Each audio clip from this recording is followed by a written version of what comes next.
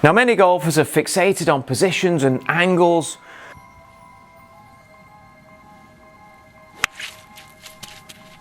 but many of these positions and movements, they happen automatically, naturally.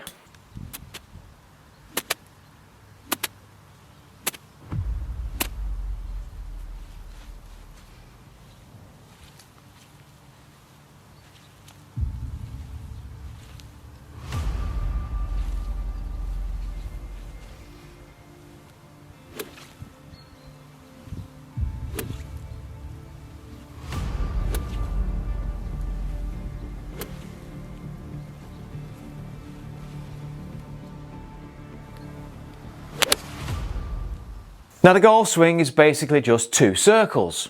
It really is. It's not that complicated. What? You had a beer, son? Oh, who's had a beer? Who's had a beer? Just two circles. What about the hips? Oh, you got to throw them in, haven't you? Eh? It really is just two circles. Now, the obvious circle is the path the club head is swinging on around the body.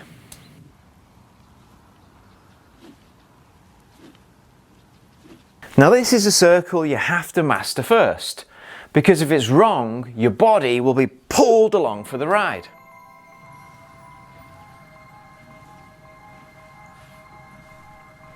Your hands and arms first, and your body follows.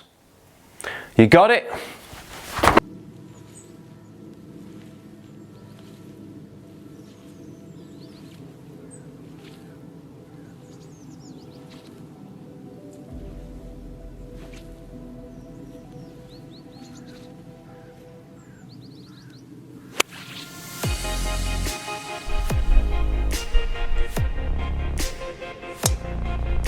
You go with the Apex irons, the standard blade 5, 6, 7, 8, 9 to pitch.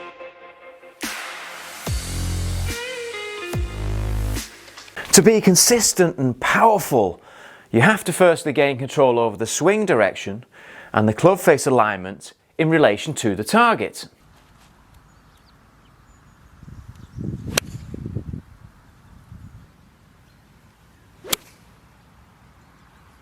Now, the golf swing is a rotation directed at a target, no different than throwing a ball,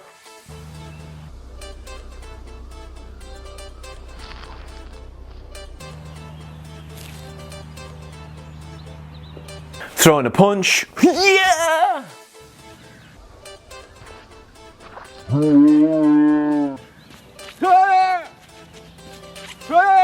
Or playing any racket or bat sport.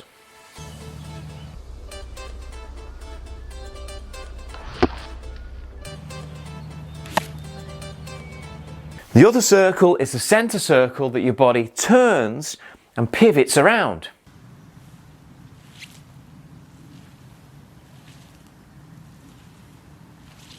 And don't start thinking about your hips again, will you?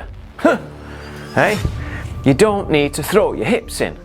Your hips and your body turn naturally. Now, it's all about how the circle of the club head moves relative to your center, the body.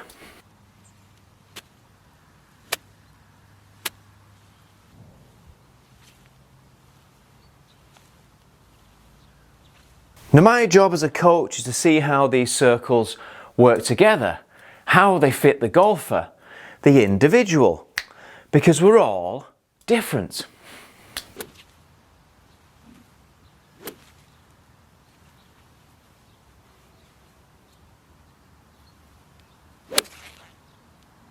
Now, generally with the better player, they tend to fire their bodies too fast in relation to the club head. Now, the club head reacts to this and kicks back, and they get stuck, either pushing it straight right or snap hooking it in a desperate attempt to catch things up with the hands.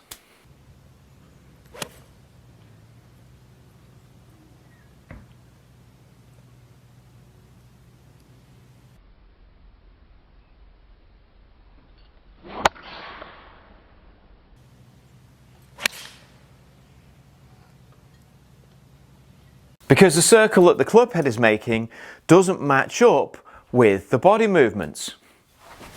Now if your body opens up too soon, then the club head is behind your centre.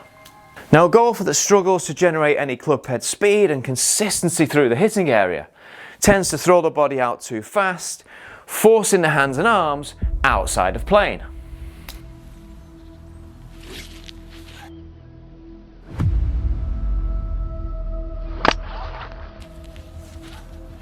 So there's your slice, your pull hook, your topped and your heavy shots, and your shank. Oh.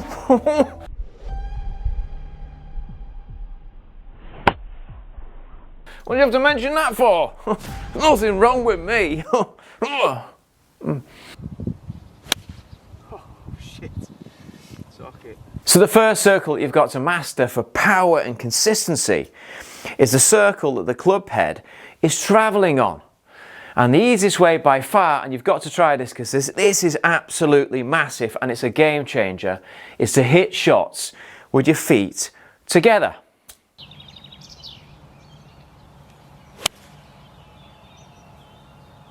Which quietens the body down and allows you to isolate the hand and arm and wrist movement.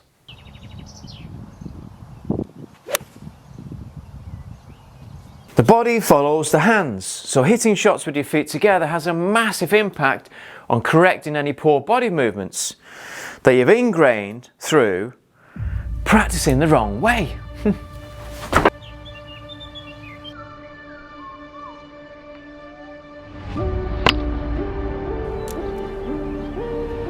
What do you feel? Well, especially going back. Yeah, right. And reposition for delivery. That's it. Now pressurised step. That's it. Now the club head obviously makes the bigger circle in relation to that of your body, your centre. So you've got to be able to time those two circles to generate controlled acceleration through the hitting area. Now if the inner circle moves too fast in relation to the club head, then you're going to have to throw in some lightning fast manipulations to hit a good shot, which is very difficult and very demanding under pressure. Now the better player has to slow the body movements down to match up with the outer circle that the club head is working on.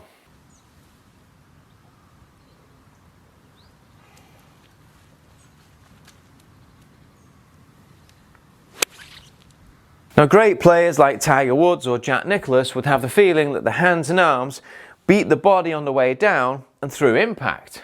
I've always been a person who would come down and fire the hips so hard and so fast that obviously the club would lag behind me. But you wouldn't tell most golfers this is to try and, for me, what I try and feel is let my arms beat my body down. I try and feel like my arms come down first and exit through the ball first and my hips don't move. Now once the golfer that throws his body from outside and over the top gains control over his hands and arms and his wrists and gets them working independently from the body, I get them to introduce some simple weight transference and move from right foot in the backswing, then onto the left foot in the downswing and into the follow through.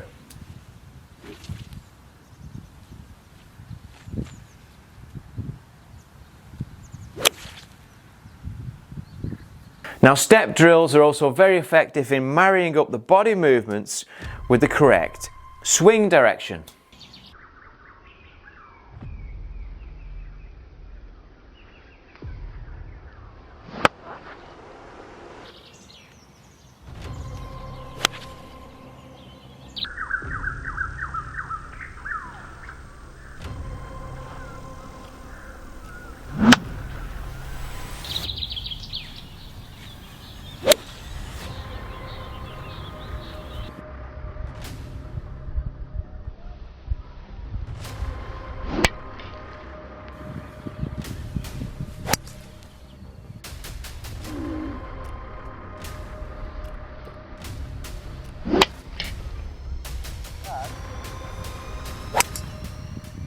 Until the circle that the club head is travelling on matches up together with the body rotation.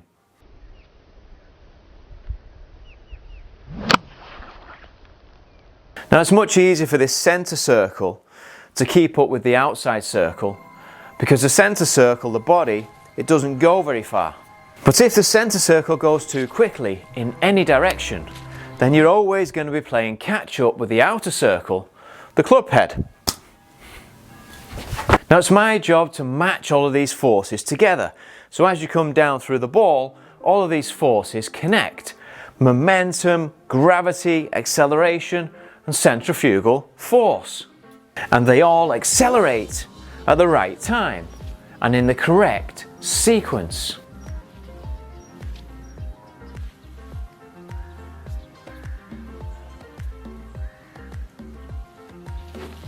Now if they don't match up correctly, you won't be as efficient, consistent, and you'll never reach your full potential.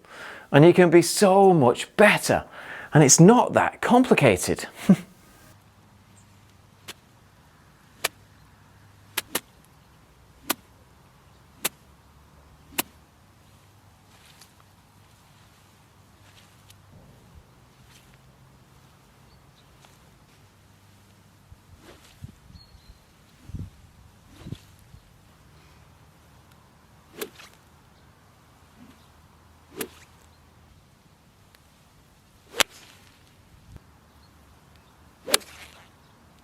Now the best thing you can do at any level is to get really good at hitting shots with your feet together. And all you do is just build up from there.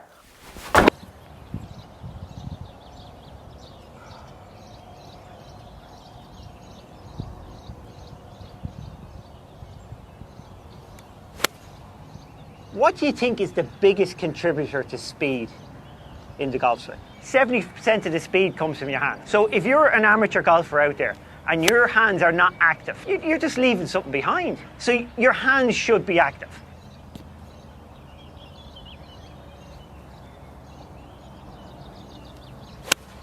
So stand there and see if you can accelerate the club with your feet close together and penetrate the ball. Look at that, beautiful. That's awesome. No, I would tell him, I'm not going to let you go any further until you can do this. Before he died, the greatest teacher in the world that's well regarded, whether you're Hank Haney, whether you're Butch Harmon, David Ledbetter, any coach in the world, Pete Cowan, no matter where you go, they all have one common denominator. Every one of them will say that the late John Jacobs, who died 2 years ago, was the greatest teacher, was the godfather of all their teaching. And he always talked about release.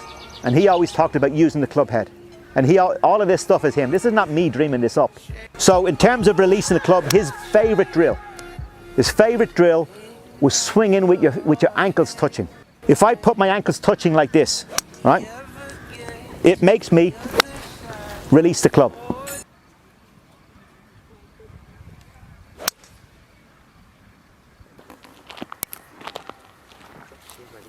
Whoa, look at that. There's a swan in there, look at that. Whoa, how good's that, Leo? It's a swan. Oh. Whoa. It's a cracker, that, isn't it? Hey? Look at that. What is he doing? Looking there? No messing. Beautiful. I can feel it somewhere inside, haunting. Like a drug I keep on wanting. There's a love that fits so perfect, it's hard to believe.